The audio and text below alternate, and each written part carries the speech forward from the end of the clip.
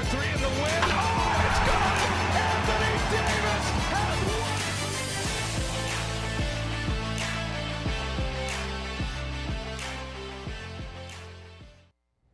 Gracias por continuar con este su espacio Respuesta Correcta. Hoy nos acompaña el catedrático universitario, politólogo, sociólogo, político, historiador, una persona que cuando va a un canal hermano ande tres, Julito Jacín, enciende su espacio síntesis. Nos acompaña el profesor Fernando Peña. Fernando, gracias por aceptar nuestra invitación. Teníamos nosotros muchísimo tiempo por contactar de que viniera a este espacio y verdaderamente gracias porque tú sacaste un espacio para estar aquí. Bienvenido. No, gracias a ti, a ustedes por la oportunidad, porque al final de la jornada lo que uno hace es subirse un poco en el púlpito que ustedes le ofrecen para poder llegar a la población y decir lo que uno piensa. Fernando, vamos de atrás para adelante, como se dice. Vamos a tocar un poquito el tema Rusia-Ucrania, aunque no sea tu fuerte, pero tú tienes opiniones. Si la gente se lleva de lo que tú dijiste de mí, piensa que yo soy casi todólogo, y no es así. Yo tengo opiniones sobre algunas cosas y las planteo con toda la transparencia, y cuando no puedo, soy lo suficientemente franco y digo, yo no conozco de eso, no puedo. Está bien. Y establezco mis límites. Está bien. Sí, hablando de Ucrania, estamos hablando de un problema de carácter mundial, donde probablemente cada ciudadano que tenga un mínimo de información debe expresar una opinión, porque lo que está en juego ahí es de alguna forma también la vida en el planeta. ¿Y la estabilidad mundial? Y de entrada hay que pasar por la estabilidad, la llamada estabilidad mundial, porque habrá que ver cuál es la estabilidad mundial.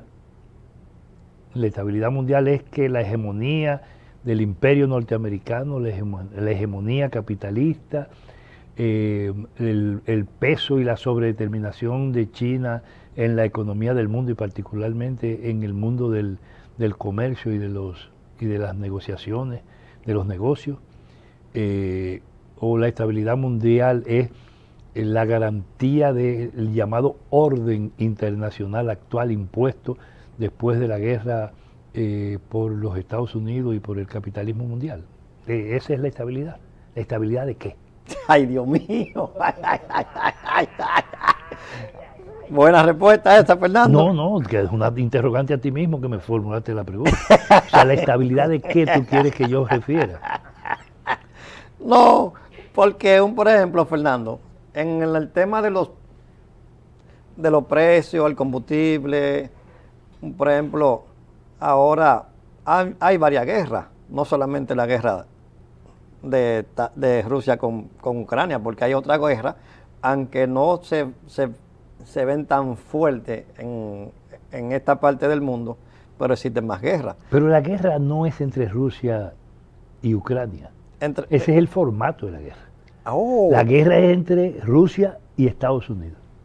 Y entre la alianza ruso-china y la alianza entre Estados Unidos y Europa a través de la OTAN. Si se trata de eso. ¿Quién es el poder detrás del trono de Ucrania? ¿Es Ucrania una nación con capacidades y posibilidades de enfrentar el poder ruso? No. ¿Es Ucrania o no una situación atribulada por sus contradicciones internas y sobre todo por un proceso de represión, de práctica terrorista, incluso de 8 años ininterrumpidos contra los pueblos que están más al sur de Kiev? Sí, ¿qué es lo que está en juego ahí y por qué se produce eso? ¿Cuántas veces se pospuso el inicio de confrontaciones militares entre Rusia y el gobierno formal de Ucrania? ¿Cuántas veces? ¿Qué es lo que ha pasado y por qué ahora? Ya no esperaba más el proceso de reacción de Rusia frente a agresiones continuas de los Estados Unidos y frente a la agresión continua de la OTAN a través de un gobierno servir a la OTAN, que es el gobierno de Kiev. Si de eso que se trata, de un proceso de intento de cerco de una parte de la geografía rusa por parte de los Estados Unidos a través de la OTAN, que es, como he dicho en momentos anteriores de entrevistas sobre el tema, es una especie de biscuit peligroso. ¿Cómo biscuit peligroso? Claro, porque Ucrania no tiene cómo pelear con Rusia, de ninguna, a pesar de que es una potencia nuclear. No tiene, y lo ha demostrado la acción soviética, la acción rusa. Porque la acción rusa fue una determinación de una operación militar para frenar definitivamente no solo la actitud aventurera del gobierno de Kiev, sino también la ofensiva a la que sirve ese gobierno títere de Kiev, que es la ofensiva de la OTAN y por tanto de los Estados Unidos. Porque Europa no quiere una guerra en su territorio. Va a coger Europa la Tercera Guerra Mundial. En su escenario particular, cuando la primera se dio de hecho en sus áreas más cercanas, cuando la segunda se dio sobre su territorio, cuando Estados Unidos salieron coronados como el imperialismo norteamericano, invirtiendo $1 para reconstruir la Europa que ellos habían desbaratado en el marco de la guerra y sacando 27 para convertirse en la primera potencia unipolar del planeta. De eso se trata. Europa no quiere esa guerra. Por tanto, la OTAN es sencillamente un acto de fantochería militar ahora mismo frente al poder soviético y la alianza chino-soviética, que ya se había tragado Europa por la vía comercial con lo que ha sido el avance de los chinos a través de la implantación de la ruta de la seda, de la nueva ruta de la seda, y de lo que es una Europa diezmada, no solo traumatizada por la Segunda Guerra, todavía hoy, sino además diezmada por el peso de la pandemia del COVID-19, que ha arrasado fundamentalmente con Europa, y igual con los Estados Unidos. A los chinos le atribuyeron hasta el COVID-19. Que fueron ellos que lo fabricaron. Y ocurre que China está en tranquilidad. En estos días hubo cierta angustia por una especie de rebrote en uno de los puntos de China, y los chinos aíslan eso con facilidad. Es la tercera vez que pasa después que declararon a China casi una nación normalizada tras el peso de la pandemia del COVID-19. Porque China piensa la política y las cosas de otra manera, al estilo norteamericano y al estilo capitalista, al estilo clásico de Occidente. Lo piensan con la paciencia de los orientales y lo han hecho. Aparte de que China ha aprovechado todo este proceso en que los gringos se concentran en el sostenimiento y en la confirmación de su poder político, económico y militar mundial. Los chinos se dedicaron a su desarrollo. Y hace tiempo que el mundo cambió. Apenas 15 días, 10 días antes, creo, una semana antes de la operación rusa sobre el territorio ucraniano, que no es lo mismo que la guerra entre Ucrania y Rusia, la operación militar de los rusos sobre el territorio ucraniano es además la segunda gran operación llevada por el ejército ruso en esa región a nivel de masas militares. La primera tuvo que ver con Crimea. Y ahora tiene que ver justamente con el territorio ucraniano, a pesar de ser Ucrania una de las naciones que quedó con poderío nuclear. Porque sí, tiene poderío nuclear. No olvidemos que justamente el desastre de Chernobyl se produjo en ese territorio. En aquella ocasión que fue simple y llanamente un accidente de carácter nuclear. Y es una potencia nuclear. Sin embargo, no ha podido movilizar absolutamente nada, ni de ser nada con la ofensiva soviética, que yo supongo que tras la salida de población civil de las áreas de combate o de probables áreas de combate, probablemente va a venir una ofensiva que deberá terminar con Kiev, o con un acuerdo en otras condiciones que permita la restauración de la paz en otras condiciones políticas que no sean la represión contra la oposición y contra las minorías nacionales en Ucrania por parte del gobierno de Kiev. Putin decía que no quiere que Ucrania pertenezca a la OTAN. Y Kiev y el presidente ucraniano la semana pasada dijo que no, que ya ellos desisten la probabilidad o la posibilidad de pertenecer a la OTAN. Tres cosas ha dicho Rusia y Rusia-China a propósito de la crisis ucraniana. La primera fue la advertencia de que ellos iban a desarrollar, por encima de lo que dijo el presidente norteamericano, el Pentágono, la OTAN y todo el poder capitalista mundial, que ellos iban a hacer la operación, y la hicieron. Sí. Uno. La segunda fue, le advirtió cuando se dieron los manejos estratégicos de carácter militar, no de inteligencia, sino de operatividad militar de la OTAN y de los Estados Unidos, le advirtió, porque empezaron actuando en función del chantaje con la cuestión tecnológica. Y le advirtió Putin y le dijo, sabemos dónde están y vamos a volar los 32 satélites que están sobredeterminando esto y actuando contra Rusia y contra la estabilidad de Rusia.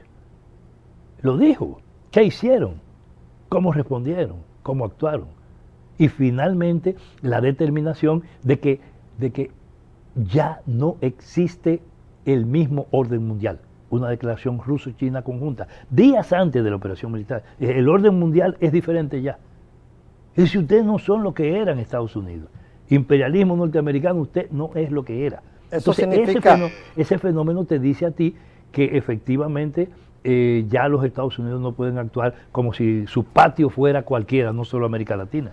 Eso significa, Fernando, con lo que tú nos estás diciendo, que ya probablemente al imperio yanqui le quedan quizá una década o menos de ser la primera potencia del mundo.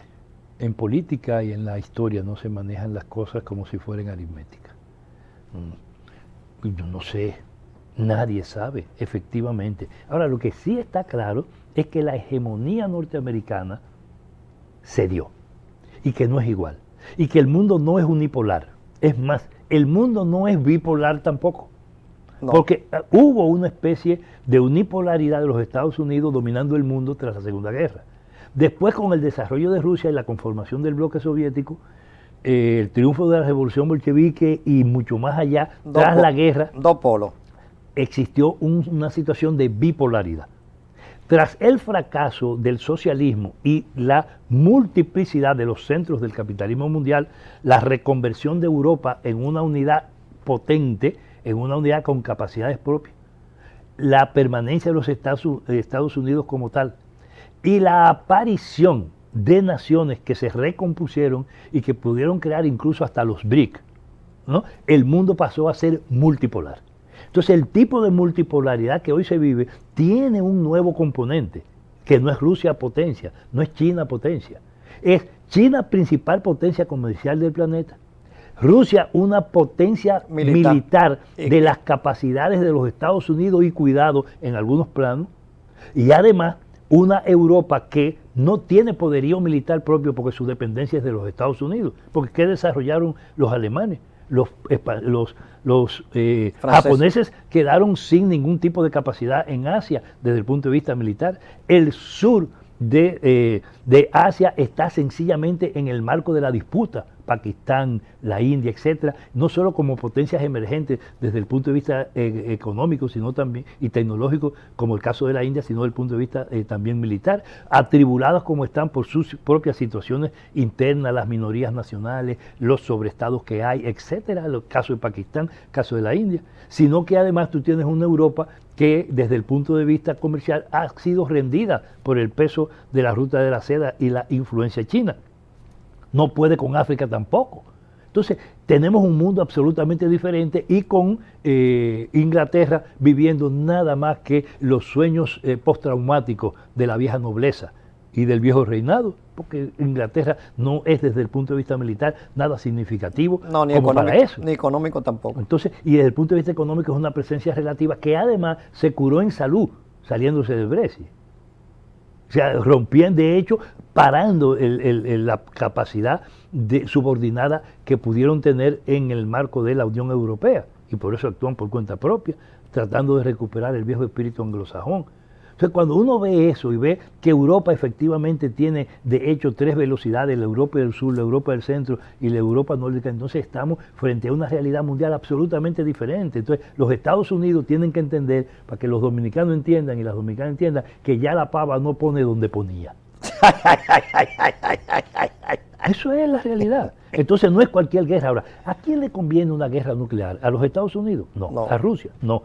a Europa? No, a nadie. No. Entonces, todos esos gritos de guerra, es verdad que el mundo puede estar a las puertas de un holocausto, porque un acto de locura puede llevar a un desequilibrio tal en el planeta que una guerra precisamente borre la vida del planeta.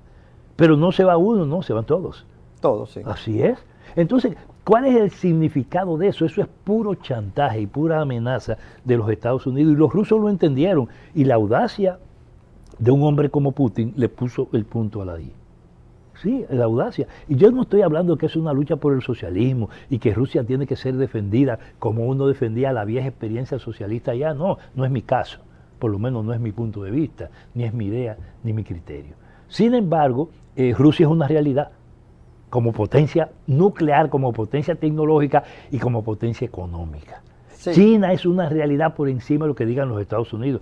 Hace 10 años, 12 años, sí, 12 años, los chinos metieron para salvar la economía norteamericana, oigan bien, 850.000 millones de dólares, entre otras acciones que desarrolló en el Tesoro norteamericano, y le compró deuda a los Estados Unidos, bonos del Tesoro, por 850.000 millones de dólares.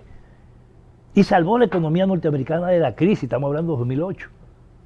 Hace apenas 14 años. Sí, entonces estamos hablando de una realidad mundial planetaria que no es la que los Estados Unidos tenían y querían, y quisieron, y quisieran. Por eso a América Latina se le vuelve lo que se le vuelve. ¿Qué está pasando en América Latina? ¿Qué han querido hacer con Maduro? Ahora se volvieron al revés. Ahora Maduro es un gobierno decente, bueno, hay que hablar con él. Se acaban de sentar con el gobierno de Venezuela, ¿o no? Sí. ¿Y dónde se fue Guaidó? ¿Y el terrorismo y las cosas? ¿Dónde se fue? La realidad es que los Estados Unidos no tienen la misma igualdad. ¿Qué hicieron con Lula? Y le dieron un golpe de Estado bajo formato constitucional a raíz de lo que pasó con Dilma y el PT, y lo que hicieron con Lula metiéndolo preso y colocando a Bolsonaro al frente. Tú le ganas las elecciones a Bolsonaro en Brasil ahora. Sí. Sí, cualquiera, porque eso no es gobierno, eso no es presidencia. La dominación oligárquico-conservadora que hay en Brasil ya se dio, y solo faltan las elecciones para que se produzca lo que todo el mundo espera, un hecho político que restaure el poder del Partido de Trabajo de Brasil, del PT. ¿Qué va a pasar con la economía brasileña en el marco de un gobierno que no esté, como Bolsonaro, actuando bajo la influencia de la peor claque dominante de Brasil de las últimas décadas? Yo creo que Bolsonaro ha sido el peor presidente que ha tenido Brasil, no en las últimas décadas. No vas a entrar en contradicción con nadie diciendo eso. Pero, hasta Bolsonaro lo cree. Posiblemente en la historia brasileña. Sí. Retrasó el empuje económico que tenía Brasil. Pero se cayeron los planes de los Estados Unidos en Argentina y volvió la cosa a lo que se llama la nueva hegemonía del llamado siglo XXI, en el siglo XXI, de los grupos alternativos al poder norteamericano y al formato político de los Estados Unidos. Brasil acaba de tomar posesión, un muchacho, hijo de la calle, hijo de los movimientos sociales. En Chile. En Chile, perdón, Sí. en Chile. Y Chile es una economía de peso, y además de una tradición oligárquico-militarista, donde los Estados Unidos hicieron un ensayo no solo para América Latina, sino para el mundo, que fue la instalación de la dictadura de Pinochet tras el asesinato, la muerte violenta y el golpe de Estado a Salvador Allende. Entonces estamos hablando de Brasil y de Chile, de Brasil, de Argentina y de Chile, pero sube un poco más. Un maestro acaba de tomar el poder y de imponerse a los Estados Unidos en una de las economías de rango medio pesadas de América Latina, que es la economía peruana. Sí. Entonces un maestro de escuela es el presidente de Perú, después de todo lo que hicieron. Y los cambios en la política centroamericana lo único que aseguran son golpes. Falta un golpe pesado, después de restaurado el MAS en Bolivia, con un gobierno de la ola y de la orientación de Evo Morales, único indígena presidente del planeta en la era capitalista. El único, que es el fenómeno que se está produciendo en el resto de los países que conforman Centroamérica y el Caribe. ¿Qué ha pasado? Espera un golpe en Centroamérica, el sur grande, la cabeza y el norte del sur, en el centro de América del Sur, que es Colombia, que viene ahora. las elecciones. De hecho, usted te iba a preguntar. El presidente de Colombia le dio un mal manejo a la crisis COVID-19, pero se buscó enfrentamiento con los guerrilleros, con la oligarquía, con la clase media, con los pobres, y Colombia, que se veía en un desarrollo al igual como Brasil y Chile, los chilenos como que se desapartaron de la parte de América, del Suramérica, y siguieron y han trillado un desarrollo que las estadísticas están ahí. Pero en Colombia, ¿por qué tú crees, Fernando, que pasó lo que ha pasado con el presidente de Colombia? Por una razón sencilla, porque esa es la oligarquía colombiana al servicio total de los Estados Unidos, sumisa al poder norteamericano y además negadora de lo que fue la esperanza de Colombia en el proceso de paz que se inició con la discusión con las FARC y en segundo plano, menor importancia, con los helenos, con las dos fuerzas guerrilleras fundamentales, porque traicionaron el proceso de paz. Y traicionaron el proceso de paz para ponerse al servicio no solo de los grupos monopólicos, sino de la alianza de esos grupos monopólicos con el narcotráfico, que es el eje básico de la economía colombiana. Así de sencillo. ¿Tú crees, Fernando, aunque tú no eres panameño ni vives allá, tú crees que en Panamá se está esperando en el Caribe ese golpe que tú dices? En Panamá está a las puertas de un sacudimiento político. Porque es que la influencia de lo de abajo y de lo del norte le ayuda. La gravitación de México en lo que es el fenómeno político del Gran Caribe y centroamericano es muy importante. Y el equilibrio a que obliga y la contención que hace de la política norteamericana cuando se da esa alianza entre el sur del norte y el sur del sur. Estoy hablando de Argentina, Chile y Perú. Con la lógica de un presidente tranquilo, pedagógico, como AMLO, como Andrés López Obrador en México, te dice lo que va a ser y lo que va a ser la suerte de la política norteamericana en la región. Entonces todo eso aprisiona el Gran Caribe y sobre todo el Caribe no insular, o sea, el Caribe del Istmo, sí, que es el Caribe en el que está Panamá, en fronteras con Colombia. Que se dice que la mayoría... Pero no solo en frontera con Colombia, sino en fronteras hacia el norte también, con un país en otras condiciones. Esa es la realidad. ¿Qué pasa en Guatemala? ¿Qué pasa en El Salvador? En El Salvador. ¿Qué está pasando en Costa Rica? Si cuando tú ves y buscas los países de Centroamérica, y tú dices, entonces, ¿por qué Panamá no? Que además viene de experiencias liberales. Panamá fue el punto de partida de la nueva práctica militar al interior de los ejércitos títeres y terroristas dictatoriales construidos por los Estados Unidos. No olvidemos a Torrijos. Sí. No olvidemos que Torrijos inspiró en América y que ellos aprendieron también aprendieron del Caribe. Y no olvidemos a nuestro Camaño. No olvidemos la experiencia de la Guerra de Abril 1965, plena guerra, plena alborada y apertura hacia la masificación y el crecimiento de la guerra en Vietnam, cuando la sexta flota se desvió del camino de Vietnam para venir aquí a sofocar la insurgencia que tomó las calles después de interrumpido, de fracasado o de traumado el golpe de Estado que perseguía devolver la constitucionalidad a la República Dominicana. Fue ahí el ejemplo de Camaño, independientemente de cómo murió, donde llegó. Lo que inspiró eso, que vino después a expresarse en Velasco Alvarado, en Perú, que vino después a expresarse en el caso de Panamá con Torrijos, y que después pues, siguió expresándose en otros puntos más o menos referenciales, aunque no de la misma calidad como el caso ecuatoriano. Entonces, eso abrió la América para otro tipo de cosas. Eso fue lo que permitió un gobierno como el de Ollanta Humala, electo, pero después de haber intentado una insurgencia militar o policíaco militar, o como lo intentó Chávez la primera vez y después terminó cogiendo el camino de las urnas, recorriendo Venezuela y terminando con el poder más allá de la determinación del imperialismo norteamericano. Nicaragua. Ahí está, resistiendo. ¿Tú crees que Al margen de sus problemas internos y de las evaluaciones que haya que hacer de la dirección sandinista, lo cierto es que desde el punto de vista del Estado Nacional y del Estado republicano nicaragüense, ha sido una nación resistente a las lógicas de la dominación norteamericana para la región? Eso está absolutamente claro. Nicaragua como es un aliado no solo permanente de Cuba, un aliado de los países y de los movimientos alternativos que se colocan en la corriente del llamado socialismo del siglo XXI o en el siglo XXI o de las corrientes libertarias de América, y un aliado estratégico de puntos como China. ¿Dónde se va a construir el canal? ¿Por qué los nicaragüenses retoman la construcción del canal y la relación con China? Ahora, ¿qué pasa con esto? Es el marco de los movimientos geoestratégicos que han permitido arrinconar en buena medida una parte de esa grosería norteamericana de dominación planetaria. wow? Fernando, ya vámonos al país. Nos vamos a la Universidad Autónoma de Santo Domingo. En los próximos días. Es un descenso rápido. ¿Eh? Un descenso rápido. No, para que, Trata de que no sea estrepitoso. no, para que no nos cierren el programa.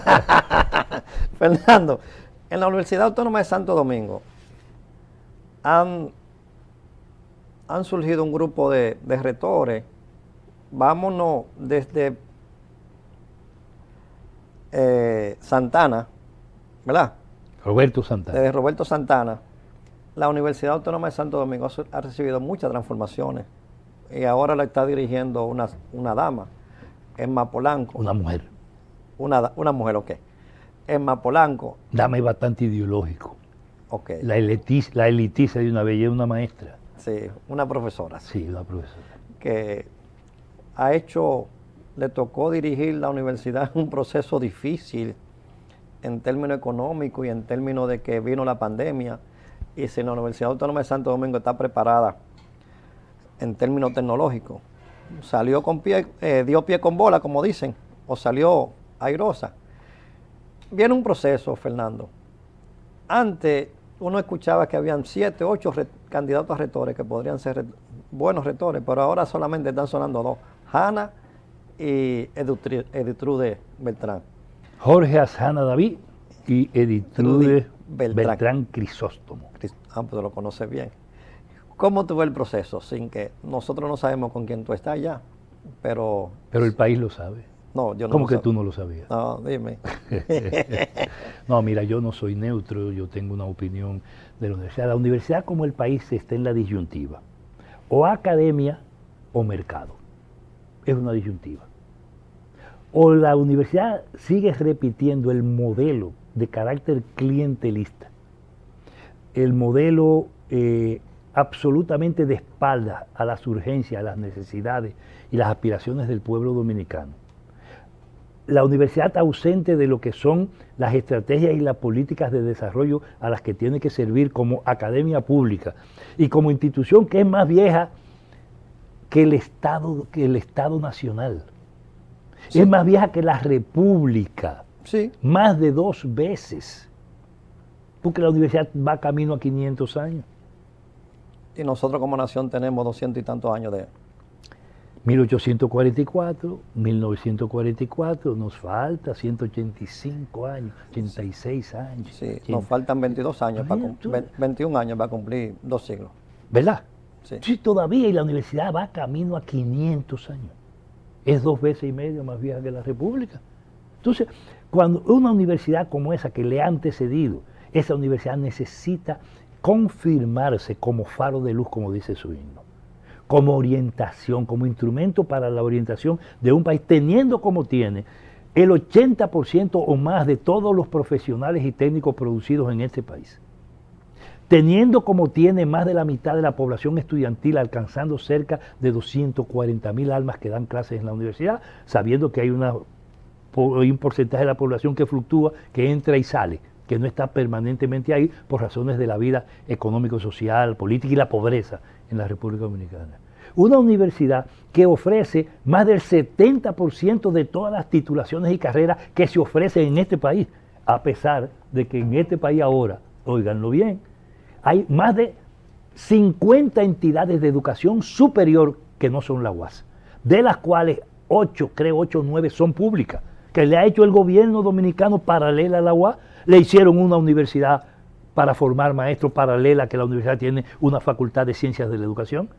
Le hicieron, a pesar de que la universidad tiene una facultad de ingeniería que ha hecho maravillas a pesar de sus limitaciones, le hicieron un instituto de tecnología como universidad técnica, como de educación superior técnica ahí en el ITRA, y le han hecho otras. Le han hecho paralelos a las universidades del Estado, incluyendo que le tienen una universidad a la policía, una universidad a la Cancillería, una universidad a la Judicatura, una universidad a la magistratura, una universidad casi por cada área. Las Fuerzas Armadas tienen no una, sino varios institutos de educación superior y una universidad militar de hecho. Entonces, cuando el Estado ha sido capaz de hacerle todos esos paralelos a la UAS, y la UAS ha sobrevivido porque exactamente es nación, es pueblo, es cultura, es tradición, es 2 veces y media más vieja que la propia República. Entonces, esa UAS necesita confirmarse como academia y tener las capacidades que no tiene, porque el Estado dominicano y los gobiernos le han negado lo que la ley dice desde 1961, que es el 5% del presupuesto de la nación, entregado para la educación superior pública, lo dice la Constitución de la República, y las 2 leyes, la del MESIT y la de educación superior. Superior, sí. Entonces, cuando tú ves esto y tú dices, pero esa universidad, ¿cuánto le deben? Si tú calculas lo que es, ¿tú sabes a cuánto sería el equivalente de 300 mil millones de pesos, que es el presupuesto nacional dominicano? ¿Cuánto es el equivalente? Estamos hablando si es el 5%. 15 mil millones. No, 15 mil millones. El presupuesto. Pero el presupuesto no son 300. No, son... Hace siglos que eso sí. dejó de ser. No, tuvieran que darle a la universidad cerca de 40 mil millones de pesos, óigame bien, por año. Por año. Pero no se lo dan. ¿Cuánto le dan de eso? Ni un 1%. No, ponle tú que le den 7, 8, 10 mil millones de pesos, 12, 15 que le den. Le están dando muy por debajo de la tercera parte de lo que tienen que darle. Entonces, una universidad como esa, a pesar de eso, sigue produciendo eso. Dime cuántas carreras de sociología hay, de ciencias sociales hay en las universidades privadas. Son casi 50. Ninguna. Todas las cierran. Dime, ¿cuál es la oferta en las carreras tradicionales que hacen? ¿Cuántos médicos forma la UAS? ¿Cuántos forman todas las universidades? 50 universidades privadas e instituciones privadas. ¿Cuántos forman para el sistema de salud de la República Dominicana? ¿Cuáles son los que quieren ir a la frontera, a hacer la pasantía y hacer el internado? ¿Cuáles son los que quieren ir a los hospitales públicos de verdad a eso? Entonces, estamos en el marco de una universidad que necesita ser confirmada como una conquista que ha protegido la República, el pueblo dominicano desde la vida republicana. Esa universidad que ganó la autonomía tras la Guerra de Abril del 65, 60 años después casi, que lo hicieron los países de América que hicieron reforma, y tú sabes que la reforma universitaria se inició en Córdoba en 1918, 18, sí. Con el movimiento de Córdoba, que nos inspiramos 50 años después aquí, y tras el influjo de la Guerra de Abril, para que la universidad alcanzara no ya la autonomía que tenía desde el 61, ni el 5% que tenía del 61, aunque no lo cumplan hasta hoy, sino la autonomía. Esa universidad necesita entonces otra cosa. Esa universidad no puede ser mercado y ponerse al servicio del neoliberalismo. Entonces, lo que está enfrentado en la universidad hoy es el mercado o la academia. Está enfrentado el neoliberalismo o el desarrollo dominicano. Está enfrentado la cualquierización de la UAS y el mercantilismo en la UAS, la conversión de la UAS en lo que ha sido el Estado dominicano en manos de los grupos clientelares y corruptos que ha tenido, o la universidad en manos de académicos. Y entonces el enfrentamiento que hay entre Editrudis Beltrán y Jorge Ajana David. Yo, por supuesto, tengo que estar del lado de Jorge Ajana David. Wow. Ya nos quedan 3 minutos, pero tu visión del presidente de la República enfrentando un COVID-19 que desbarató las economías casi mundiales, y luego viene esa paralización económica a nivel mundial, o sea, en la parte nuestra de América, con el asunto de Rusia y Ucrania. ¿Cómo tú has visto el primer año y 6 meses del presidente de la República? Qué pena que nada más nos quedan 3 minutos para esa. 3 cosas puntualmente. En el programa del PRM no había ni APP ni fideicomiso. No. Y yo te pido a ti que busques el programa y me lo encuentres. Oye bien, ni APP ni fideicomiso. APP, Uno, Alianza Pública-Privada, privada. para el que no sepa. No había en el programa del PRD otra cosa que no fuese un compromiso central de recuperar lo robado y ponerle fin al régimen de impunidad. Eso pasaba por una justicia independiente que tuviese capacidades y calidades y un gobierno que gestionara eso y actuara de esa forma. Mientras tanto, aquí se han producido no solo actos de corrupción ya en este gobierno, no lo digo yo, lo dicen ellos, sino que además los responsables del esquema de corrupción y de impunidad están en la calle. Y están en la calle compitiendo con un presidente que prometió otra cosa y no lo ha cumplido. Y ha desarrollado un gobierno durante este camino a 2 años de gobierno. Se cumplirán en agosto, ¿no? Sí.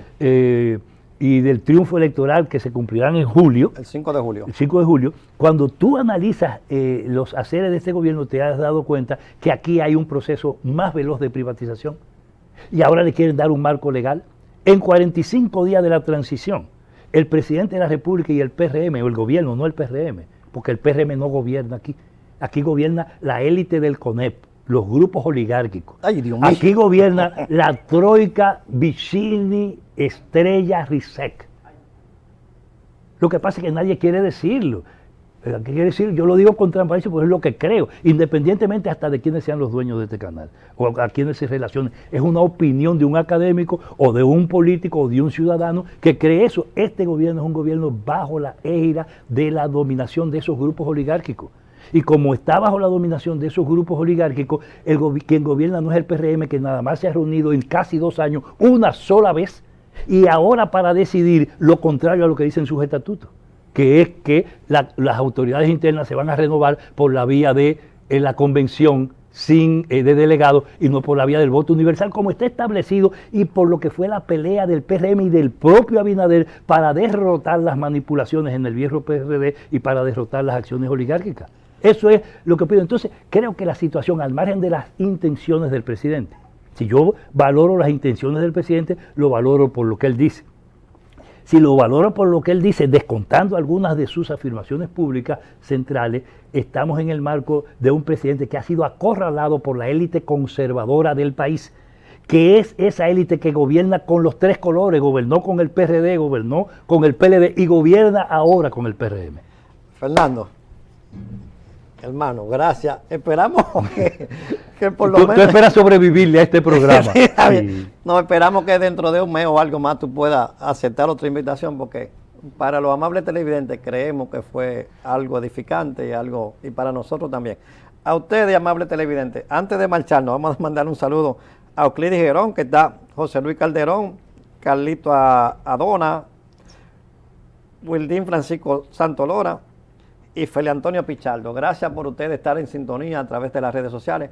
Y a ustedes, amables televidentes, gracias porque día tras día permiten que nosotros penetremos a todos sus hogares y a través de las redes sociales. Ahí está Albi haciéndome señas que fue buena la entrevista. Y recuerden, la vida es bella, la vida es buena, vívala sin hacerle mal a nadie. Hasta una próxima entrega, si Dios lo permite. Three in the